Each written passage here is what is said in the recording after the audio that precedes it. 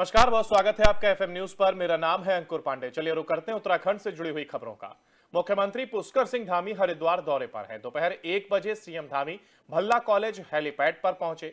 हरिद्वार ऋषि कुल कैंपस में पशु चिकित्सा सेमिनार में शिरकत की है, जिसके बाद उन्होंने दोपहर 3 बजे कनखल में महाराजा अग्रसेन वार्षिक उत्सव कार्यक्रम में भी हिस्सा लिया। इस दौरान मुख्यमंत्री के दौरे को लेकर जिला प्रशासन व पुलिस ने पुख्ता इंतजाम किए हुए थे।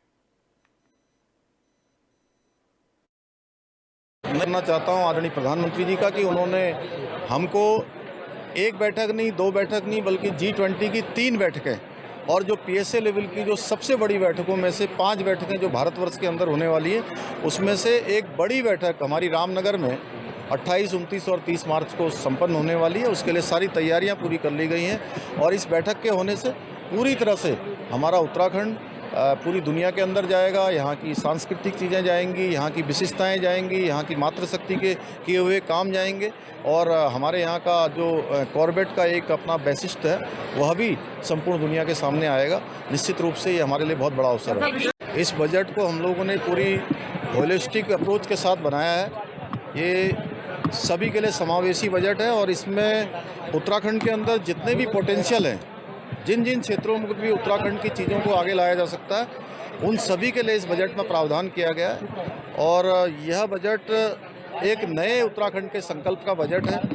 और जो माननीय प्रधानमंत्री जी की कथन है कि यह दशक 21वीं सदी का तीसरा दशक उत्तराखंड का दशक होगा, यह बजट उत्तराखंड के तीसरे दशक को सार्थक करने वाला बजट है। सिंपैथियों में सिंपैथी सबसे ऊपर होनी चाहिए। हमारा क्या फ़ायदा हो रहा है इसकी बजाय रोगी का किस में फ़ायदा है, वो पैथी सर्वश्रेष्ठ है, जिससे कि रोगी का रोग ठीक हो जाए, वो निरोगी बन जाए और वो योग आयुर्वेद के अलावा विकल्प नहीं है। अभी चैत्र प्रतिपदा से एक बहुत बड़ा आयोजन हो रहा है जिसमें 100 से अधिक विद्वान विदुषी हमारी बहनें, हमारे भाई आजीवन ब्रह्मचर्य का व्रत लेकर के और संन्यास में प्रविष्ट हो रहे हैं और 500 से अधिक पूरे देश के हाईली एजुकेटेड युवा, ब्राह्मण, क्षत्रिय, वैश्य, जिनको शूद्र, दलित, शोषित, वंचित, पिछड़े कहा जाता है, वनवासी, आदिवासी, ऐसे सभी वर्गों के 500 से अधिक भाई ब्रह्मचर्य की दीक्षा ले रहे हैं। करना चाहता हूँ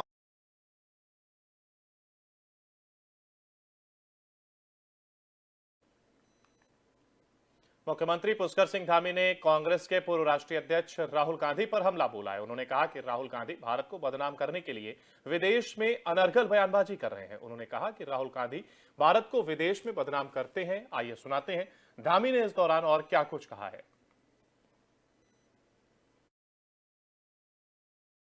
यह बहुत दुर्भाग्यपूर्ण है जिस प्रकार से राहुल गांधी ने विदेश जाकर विदेश की धरती पर भारत के लोकतंत्र की खिल्लियाँ उड़ाई हैं। वह निश्चित रूप से उनकी हताशा और निराशा का परिचायक है और ये उस देश की धरती पर जिसने हमारे देश को बरसों तक गुलाम बनाकर रखा, किसी एजेंडे के तहत निश्चित रूप से विदेशी ताकतों के साथ मिलकर राहुल गांधी देश को कमज़ोर करने का काम कर रहे हैं।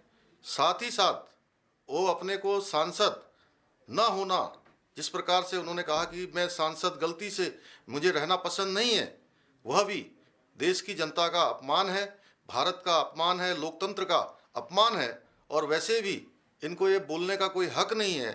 इनके पूर्वजों ने किस प्रकार से भारत के लोकतंत्र की धज्जियां उड़ाई थी, किस प्रकार से लोगों को जेल में डालने का काम किया था, ये पूरा भारत जानता है, भारत का एक एक जनगण मन जानता है। ये बहुत ही निंदनीय बयान है इनका। एक तरफ आज पूरा विश्व भारत का लोहा मान रहा है। हमारे देश के यशस्वी प्रधानमंत्री मोदी जी के नेतृत्व में आज भारत दुनिया की एक बड़ी अर्थव्यवस्था के रूप में, बड़ी महाशक्ति के रूप में उभर कर पूरी दुनिया के सामने आ रहा है। भारत का मान सम्मान और स्वाभिमान पूरी दुनिया के अंदर बढ़ रहा है। भारत की वैश्विक पहचान बनी है, भारत का विश्व में मान बढ़ा है, सम्मान बढ़ा है, भारत की पहचान बढ़ी है।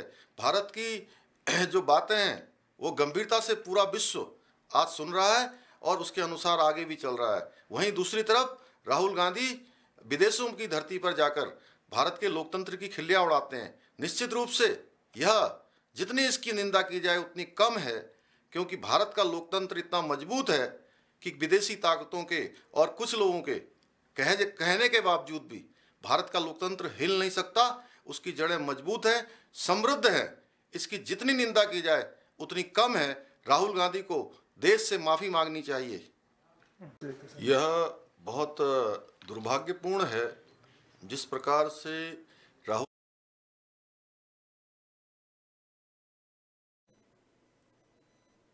और महाराष्ट्र के पूर्व राज्यपाल भगत सिंह कोश्यारी अपने गृह जनपद बागेश्वर के भ्रमण कार्यक्रमों में चल रहे हैं और भ्रमण कार्यक्रम के दौरान भगत सिंह कोश्यारी भाजपा कार्यकर्ताओं से मिलने मंडल सेरा में स्थित भारतीय जनता पार्टी कार्यालय पहुंचे। पार्टी कार्यालय में भाजपा कार्यकर्ताओं ने भगत सिंह कोश्यारी का फूल मालाओं के साथ भव्य तरीके से स्वागत अभिनंदन किया। भाजपा कार्यकर्ताओं को संबोधित करते हुए कोश्यारी का कहना था कि 4 साल के अंदर उत्तराखंड को अपने पांव पर खड़ा करने के संकल्प के साथ में भाजपा के हर एक कार्यकर्ताओं के साथ भेंट वार्ता कर रहा हूं। देखिए, where there is a will, there is a way। जहाँ चाह तहाँ राह। मैंने कहा बंदर आता है तो कंटर बजाओ। मैंने आज से 3 साल पहले 4 साल पहले मेरे मनोज साहब को जिसने गलती से इधर से उधर लड़ गए थे किसी पार्टी से, नैनीताल के रामगढ़ के, उन्होंने सेव की जगह सब लोगों ने आड़ू लगाना शुरू किया। आड़ू के बगीचे बगीचे। मैंने कहा यार इतने तेरे आड़ू बंदर नहीं खाते हैं क्या? बोला दाजू, बोले जहाँ एक पेड़ में बंदर दिखा तो एक ने कंटर बजाया, सब कंटर बजाने लगते हैं, कनिस्टर तो सब के सब भाग जाते हैं। तो ये क्या होता है? अभी मुझे मेरा भाई बता रहा था गाँव में, बोले दाजू यहाँ पहले क्या होता था, बोले हमारे यहाँ जब जैसे बंदर कोई दिखाई दिया तो बोले हमारे त्रिलोक सिंह चाचा और पिताजी जो हैं वो वहाँ रामगंगा के नीचे वहाँ किनारे पहुँचा देते थे उनको ऐसे भगा करके। देखिए